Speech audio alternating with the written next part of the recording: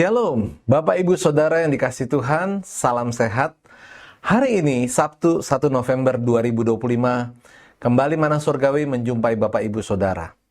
Kita akan memasuki pembahasan Seminggu bersama Imam Zadok, dan hari ini adalah hari yang pertama dengan judul renungan Dari Gibeon ke Yerusalem. Mari sama-sama membaca firman Tuhan dari 1 Tawarik 16 ayat 39 sampai 40. Tetapi Zadok imam itu dan saudara-saudara sepuaknya, para imam, ditinggalkannya di hadapan kemah suci Tuhan di bukit pengorbanan yang di Gibeon. Supaya pagi dan petang tetap dipersembahkan korban bakaran kepada Tuhan di atas mezbah korban bakaran, dan supaya dikerjakan segala yang tertulis dalam Taurat Tuhan yang diperintahkannya kepada orang Israel. Pada zaman itu, bahkan di awal pelayanannya, Imam Zadok bukanlah orang yang menonjol dibandingkan dengan tokoh-tokoh sezamannya seperti Abiatar.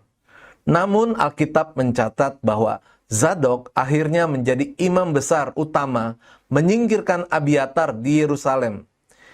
Imam di Gibeon. Mereka yang disebut di ayat-ayat sebelum 1 Tawarik 16 ayat 39 bertugas di hadapan tabut perjanjian di Yerusalem. Sementara itu, mereka yang disebut di 1 Tawarik 16 ayat 39 dan seterusnya bertugas di seputar kemah suci di Gibeon. Ini memperlihatkan bahwa keberadaan tabut perjanjian dan kemah suci itu terpisah. Artinya bahwa ketika Daud membawa tabut perjanjian ke Yerusalem, itu tidak beserta dengan kemah suci. Untuk waktu yang cukup lama, kemah suci berada di Gibeon dengan Zadok menjabat sebagai imam. Ritual yang biasa dilakukan tetap dilakukan di depan kemah suci oleh Zadok. Sementara itu, hal-hal yang khusus seperti ketika meminta petunjuk Tuhan dilakukan di hadapan tabut perjanjian oleh Abiatar. Selama masa ini, kedua tempat tersebut, Gibeon dan Yerusalem, memainkan peran penting dalam kehidupan rohani bangsa Israel. Sekalipun Yerusalem terlihat sedikit lebih istimewa. Mungkin karena itulah Zadok menjadi tidak lebih terkenal dibandingkan dengan Abiatar. Imam di Yerusalem.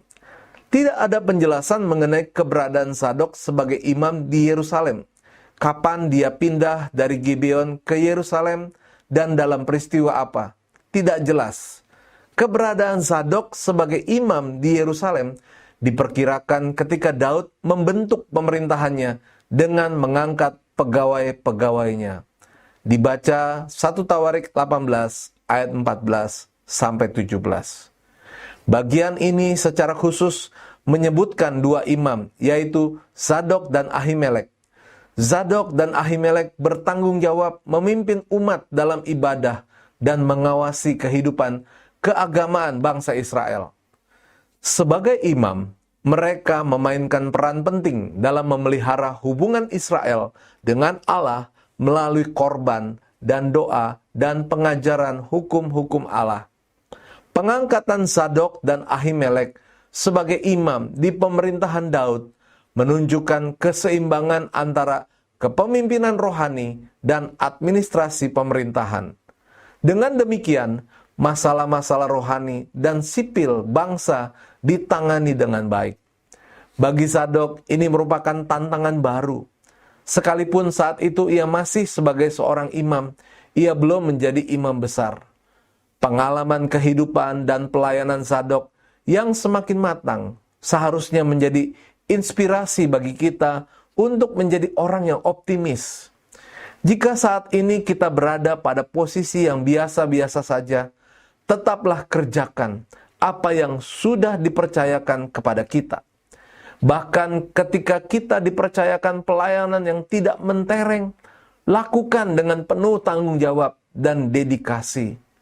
Dengan demikian, kita mempunyai pengalaman hidup dan pelayanan yang semakin membuat kita matang, sehingga pada saat kita dipromosikan, kita sudah siap dan tidak akan mengecewakan pimpinan maupun Tuhan. kata-kata bijak hari ini, sikap optimis yang mewarnai kehidupan yang bertanggung jawab merupakan modal untuk kehidupan yang sukses. Bapak Ibu, mari kita akan berdoa.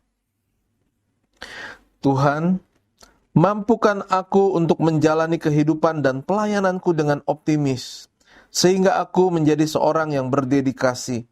Dalam nama Tuhan Yesus kami berdoa dan mengucap syukur. Haleluya. Amin. Puji Tuhan, Bapak Ibu bisa menjadi berkat untuk saudara-saudara yang lain dengan menyebarkan link renungan Mana Surgawi ini. Selamat beraktivitas, Tuhan Yesus memberkati.